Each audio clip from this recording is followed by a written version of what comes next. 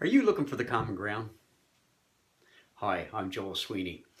Today I want to talk to you about networking, and I guess in particular business networking, but networking in general. I think whatever I'm going to share here applies to all forms of personal networking.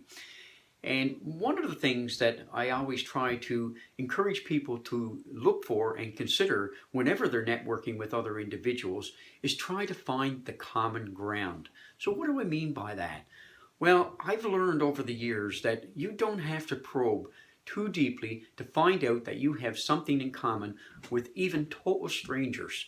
And it might be something like you've come from the same province, maybe you've been fortunate enough to come from the same community, maybe you know somebody that they know and vice versa.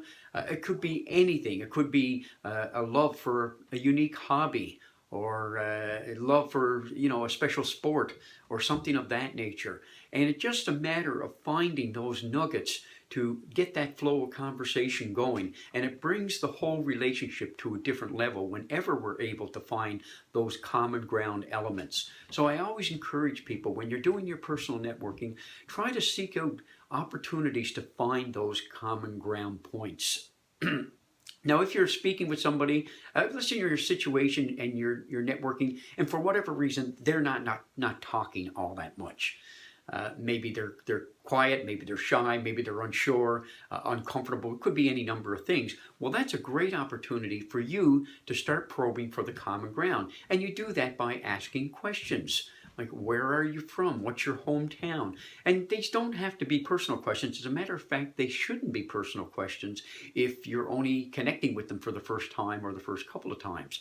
So they should be common ground, but common ground that's not sensitive to the individual. So seek out those opportunities.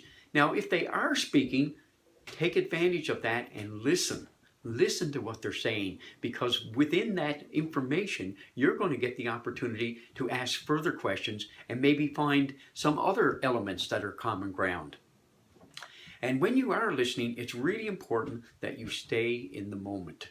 Now, what I mean by that is that you're giving them your undivided attention. We talk about things such as passive listening and active listening. Well, passive listening is like listening to the radio or listening to a stereo. We just do it kind of mindlessly. But active listening means that we're really putting our attention to it because we want to understand the message and we want to glean those little nuggets that we can use ourselves to further the questions that will unfold or discover those common ground elements. That's your tip for the day. Now go out and make your voice heard.